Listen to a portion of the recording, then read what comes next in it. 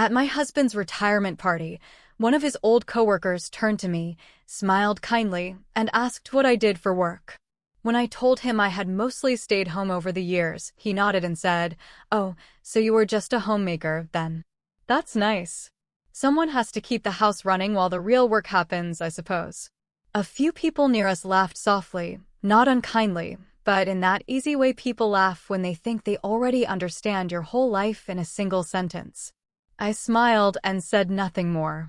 I picked up my glass of punch and walked slowly toward the dessert table, letting the comment settle quietly into the same place where I had let so many comments like it settle over the years.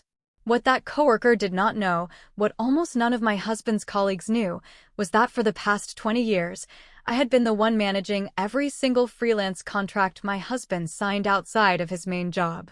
Every negotiation, every invoice, every difficult client conversation, all handled quietly from a small desk in our spare bedroom, while the world around me simply assumed I spent my days keeping house.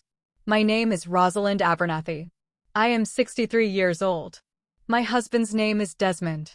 And this is the story of the year his own coworkers finally learned exactly what just a homemaker had actually been doing all those years behind the scenes of his long and successful career. I want to start at the beginning because I think it will help explain everything that came after. I met Desmond when I was 24 years old at a small dinner party hosted by a mutual friend. He was working, at the time, as a junior engineer at a mid-sized manufacturing company, sharp and a little shy, the kind of man who thought carefully before he spoke, which I found, even then, more appealing than the louder, more confident men I had dated before him. We married 2 years later, and within our first year of marriage, our daughter, Cordelia, was born, followed 3 years after that by our son, Bertram. I want to be honest that the early years of our marriage were, in many ways, very ordinary. Desmond went to work each day at his engineering job, and I stayed home with our 2 young children, the way many women in our small town did during that particular stretch of years. I do not want anyone to think I am ashamed of those years, or that I consider raising my children to be somehow less important than the story I am about to tell. Raising Cordelia and Bertram was some of the most meaningful, difficult, exhausting, and deeply satisfying work of my entire life. But I also want to be honest that, alongside that work, something else was quietly growing, something almost nobody outside our own household ever fully understood. Desmond was talented at his job, genuinely talented, the kind of engineer whose careful, precise work eventually earned him a strong reputation within his industry. About 8 years into his career, when Cordelia was 6 and Bertram was 3, Desmond was approached by a former colleague who had started his own small consulting firm and wanted to hire Desmond, on the side, for a specialized engineering project that fell outside the scope of his regular day job. I remember Desmond coming home that evening, excited but also a little overwhelmed, explaining the opportunity to me at our kitchen table once the children were in bed. The extra income would genuinely help our family, especially with 2 young children to raise, but Desmond was worried about the practical side of things, the contracts, the invoicing, the careful negotiation of scope and payment terms. Work that felt entirely separate from the actual engineering itself. Work he did not feel especially confident handling on top of his full-time job and his responsibilities as a father. I want to explain something about myself that I do not think Desmond, or almost anyone else in our lives, ever fully appreciated during those early years. Before Cordelia was born, I had worked for 3 years as an administrative assistant in a small law office, handling contracts and correspondence for 2 busy attorneys. It was not glamorous work, but it had taught me, in careful, practical detail, exactly how contracts were structured, how negotiations should be handled, how to read the fine print of an agreement and understand exactly what it meant for both sides involved. I told Desmond that evening, sitting at our kitchen table, that I would be glad to help him with the contract side of this new opportunity if he trusted me to handle it. I remember him looking at me with genuine surprise, not because he doubted my intelligence, but because, I think, like most people around us at the time, he had simply never thought to connect my quiet, domestic daily life with the sharp, Careful skills I had built years earlier, before children arrived and reshaped the visible shape of my days. He agreed, gratefully, and that small side project became the beginning of something that would continue, quietly, for the next 20 years of our marriage. I remember that very first contract clearly, even now, all these years later. It was a modest agreement, only a few $1,000s in total value, but I approached it with the same careful attention I had once given to contracts worth far more at the law office, where I had worked years earlier. I sat at our small kitchen table one evening, after both children were finally asleep, reading through the draft agreement line by line, catching a vague clause about project scope that could have easily led to unpaid extra work later on. I remember calling the client myself the next morning, while Cordelia napped in her crib, calmly explaining the clarification we needed before Desmond could begin the work. The client, a little surprised to be speaking with Desmond's wife rather than Desmond himself, agreed readily to the clarification once I explained my reasoning clearly. I hung up the phone that morning feeling a small, quiet thrill I had not expected, the satisfaction of using a skill I had built years earlier, one I had assumed, honestly, I might never use again once I became a mother. I want to explain, honestly, what this actually looked like day to day, because I think it matters for understanding why almost nobody in our lives ever fully grasped what I was doing. My work was almost entirely invisible to anyone watching from the outside. I did not go to an office. I did not attend meetings alongside Desmond, at least not in any visible, public way. Instead, I worked from a small desk in our spare bedroom, often during the children's nap times, or early in the morning before they woke, or late in the evening once they were settled for the night. I handled every contract Desmond signed for his growing freelance consulting work, reviewing the terms carefully, negotiating payment schedules, making sure the scope of each project was clearly defined so that neither Desmond nor his clients ended up in a difficult, unclear situation later. I managed his invoicing, making sure clients paid on time, following up politely but firmly when payments ran late. I fielded difficult phone calls from clients who wanted to change project terms after work had already begun, calmly explaining, in careful, professional language, exactly why certain changes would require additional payment or a revised timeline. Over the years, as Desmond's reputation grew within his industry, his freelance consulting work grew alongside it, eventually becoming almost as significant, financially, as his main engineering salary. By the time Desmond was in his mid-50s, he was regularly consulting for 4 or 5 different companies at once, on top of his full-time engineering position, a workload that would have been genuinely impossible for him to manage on his own.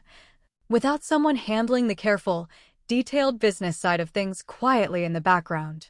I never once made a big announcement about any of this to our extended family or to Desmond's coworkers. Partly because it did not feel especially remarkable to me at the time, it was simply how I organized my days, quietly supporting our family's growing income while also raising our children.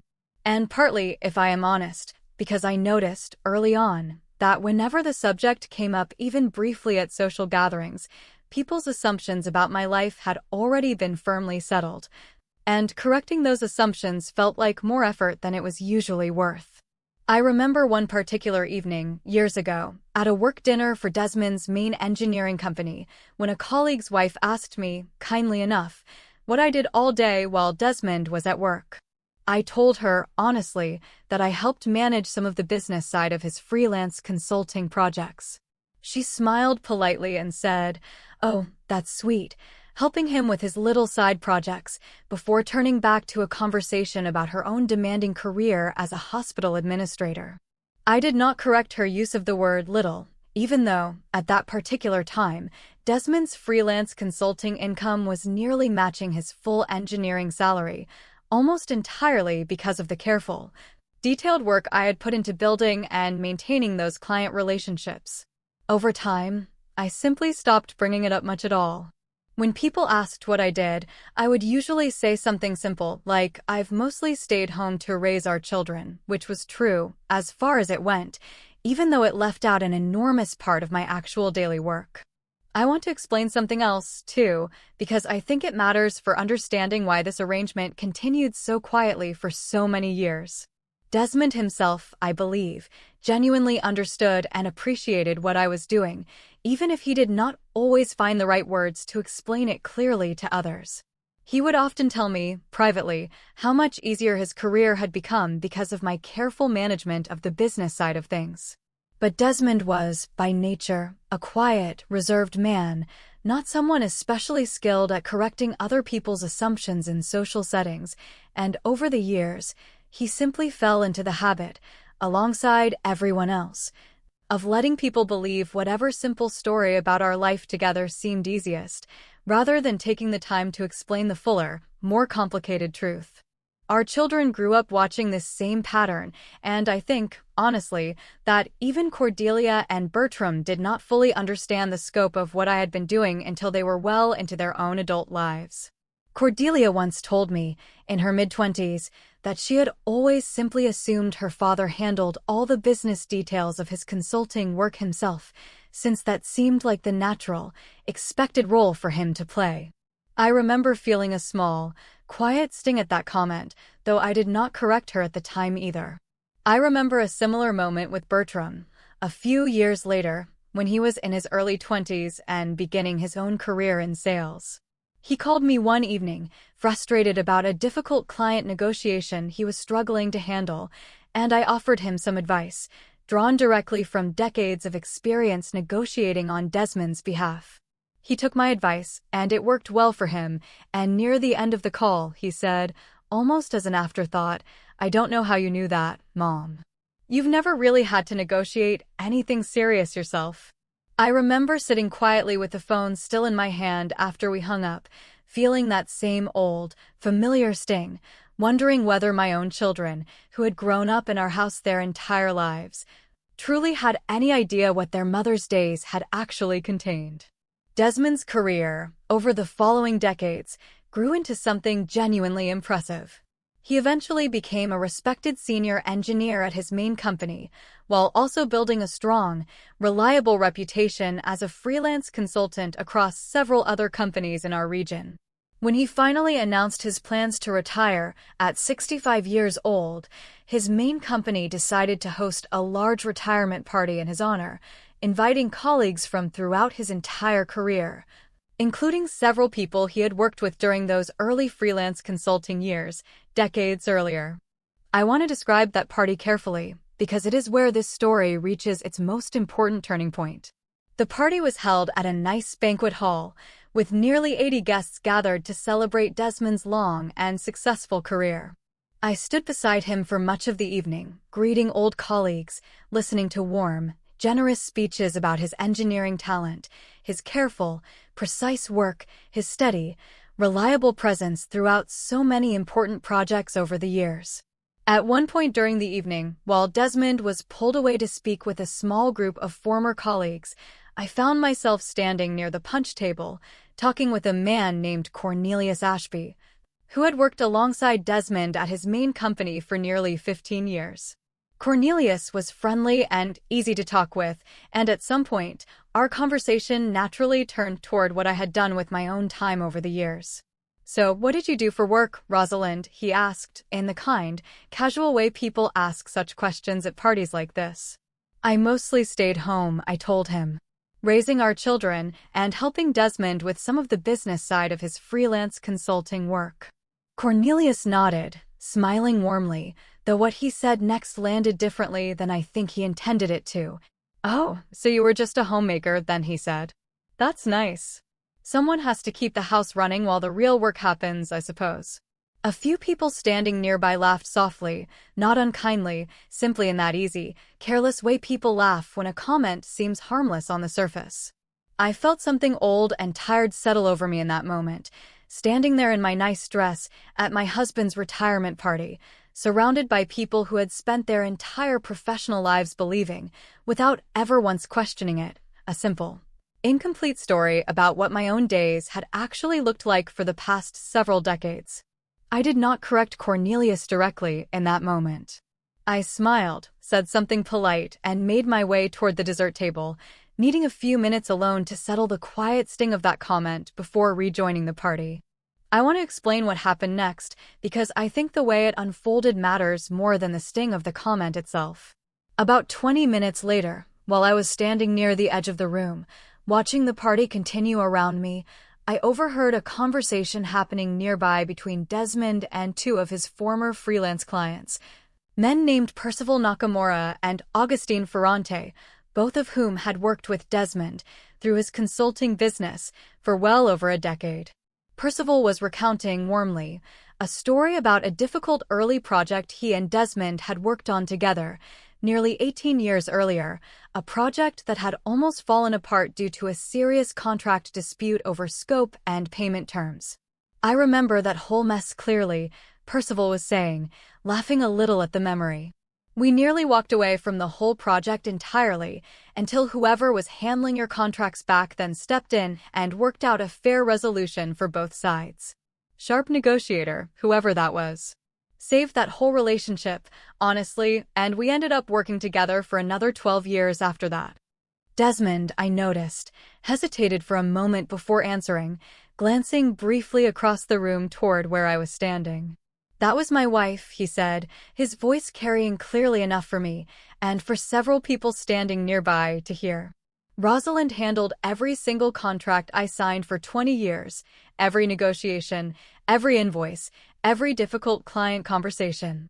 I would never have been able to manage half the consulting work I did, on top of my full-time job, without her handling the entire business side of things, quietly, in the background, the whole time." Percival's eyebrows rose in genuine surprise. "Rosalind? The one over there we were all just talking to, who said she was mostly a homemaker." "That's her," Desmond said. "Though I think mostly a homemaker undersells about half of what she actually spent her days doing." Augustine, who had not spoken much until this point, chimed in with his own memory. "I remember calling your office more than once, Desmond, with some urgent question about a payment schedule and getting redirected to a call with Rosalind instead, who always seemed to know the answer faster than you did yourself. I always assumed that was just how your office ran things. I had no idea it was your actual wife handling all of it from your own home alongside raising your kids." Desmond laughed a little at that, nodding. "That's exactly how it ran, all those years. I used to joke, privately, that Rosalind understood my own client relationships better than I did most of the time, because she was the one who actually tracked every detail of every agreement, while I was busy focusing on the engineering itself. I want to describe what I felt, standing there, overhearing this conversation I was never meant to be part of. It was not quite triumph, exactly, though there was some of that mixed in. It was something closer to relief, the particular relief of finally hearing the truth spoken clearly and confidently by the one person who had watched it unfold, day after day, for 20 full years. Cornelius, who happened to be standing close enough to overhear this exchange as well, turned to me with an expression of genuine embarrassment. "Rosalind," he said, "I think I owe you an apology. I had no idea when I made that comment earlier that you'd actually been running the entire business side of Desmond's consulting career this whole time. That's not just a homemaker work at all.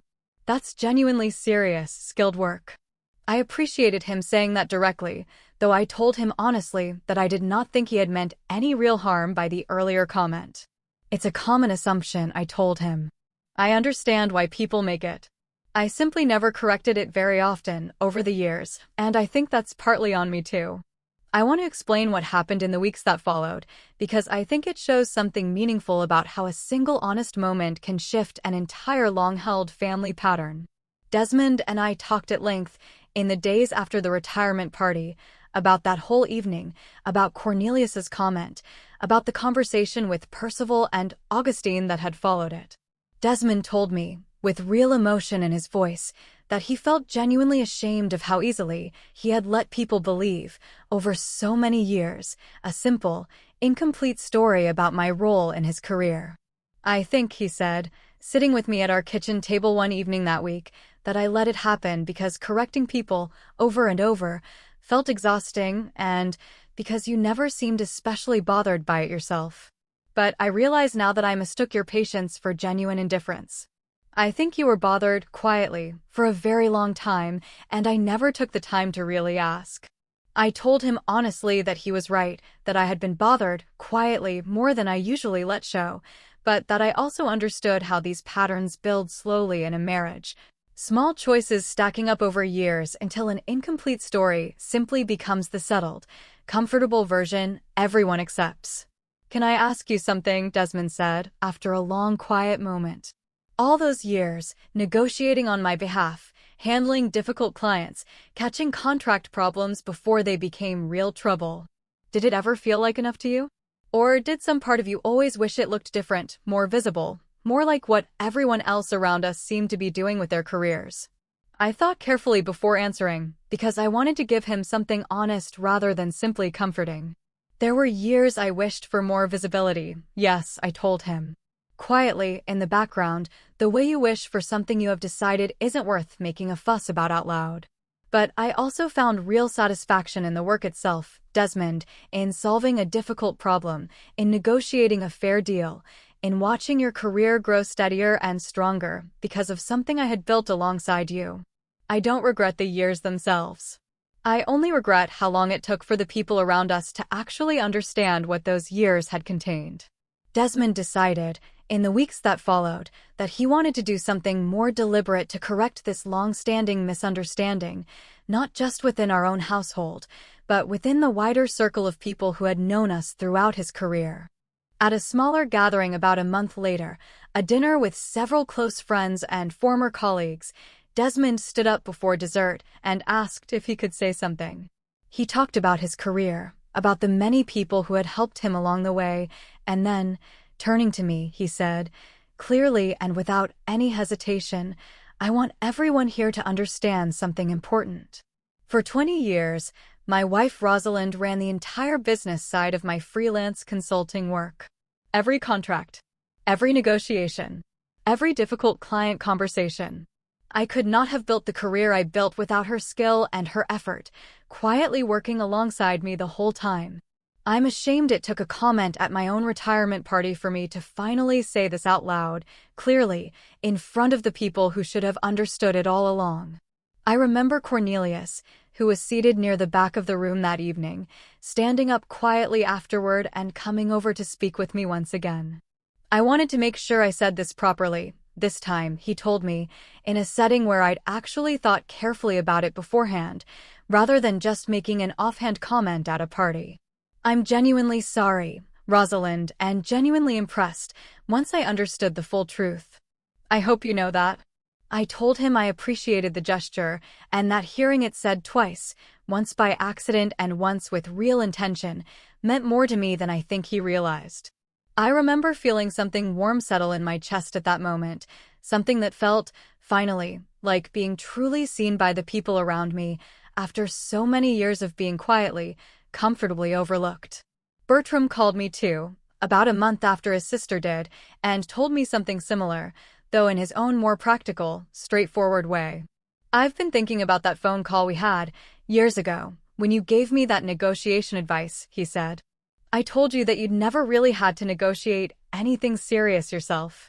I think about that comment now and I genuinely cringe, Mom. I had no idea what you'd actually been doing all those years, right there in our own house, while I was growing up around it without ever once asking real questions. I told him I appreciated him revisiting that memory honestly, and that I had never held it against him, understanding, even at the time, that he was simply repeating an assumption the whole world around him had quietly taught him to accept. I want to ask you something now, properly, he said. Would you be willing to look over a contract for me? I've got a new client wanting some unusual payment terms, and I keep thinking about how you talked me through that negotiation years ago. I'd rather ask you directly this time, instead of just taking your advice without understanding where it was actually coming from. I told him I would be glad to help, and we spent the following weekend together, at my kitchen table, the same kind of careful, detailed work I had once done quietly for his father, now finally being asked for, and appreciated, openly, by my own son. I want to explain what my life looks like today, because I think it matters for how this story ends. Since Desmond's retirement, I have started, for the first time, doing something I had quietly considered for years but never pursued. Offering my contract and business management skills to a small handful of independent consultants and freelancers in our community, helping them, the same way I once helped Desmond, with the careful, detailed business side of their work that so many skilled, talented people struggle to manage on their own. I want to describe one particular client I have worked with this past year, a young structural engineer named Perpetua Vance, who reminds me, in some ways, of myself at a much younger age, talented and careful in her actual engineering work, but genuinely overwhelmed by the business side of running an independent consulting practice.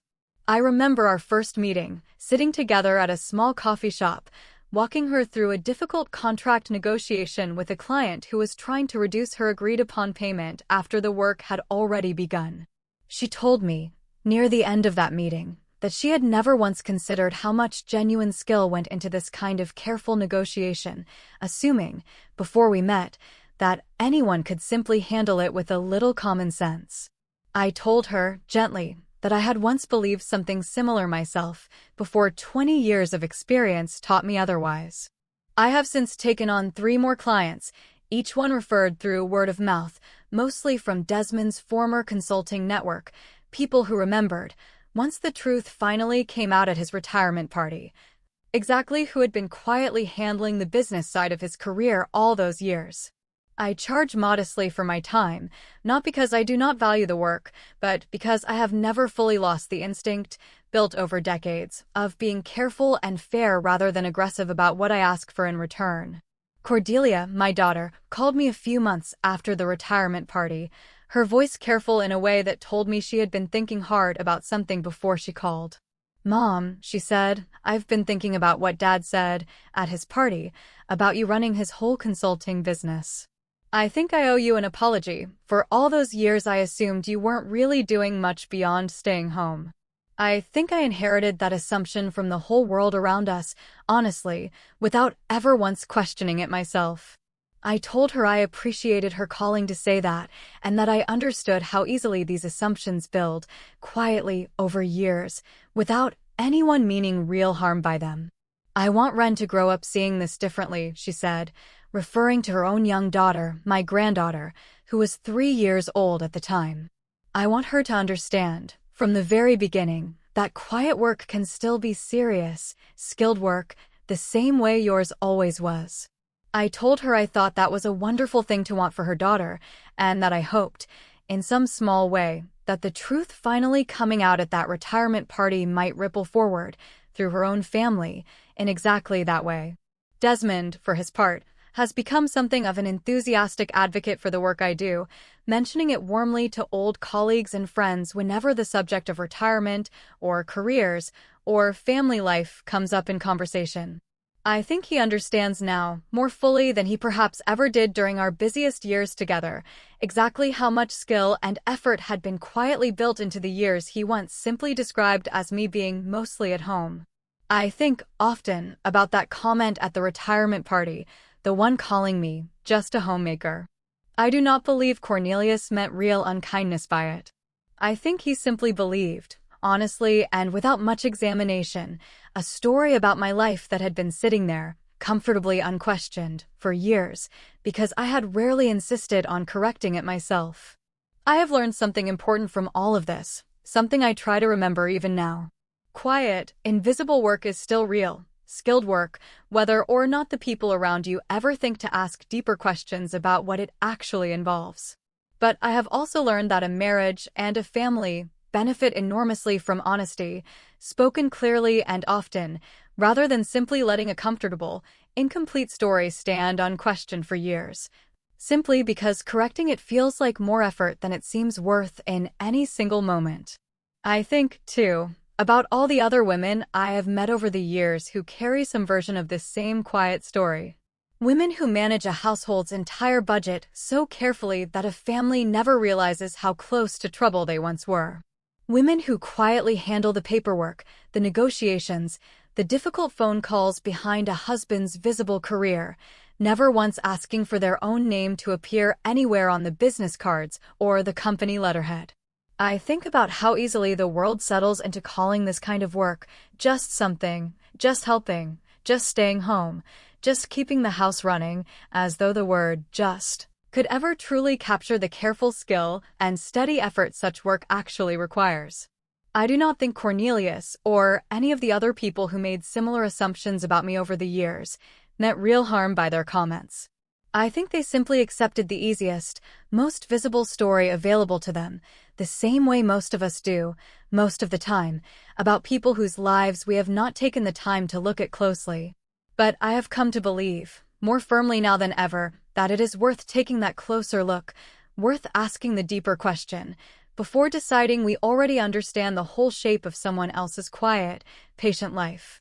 If someone in your own life looked at your quiet, steady contribution and reduced it to a single small phrase, deciding, without ever really asking, that it was somehow less important than more visible work, what would you do? Would you let the comment slide, the way I did for so many years?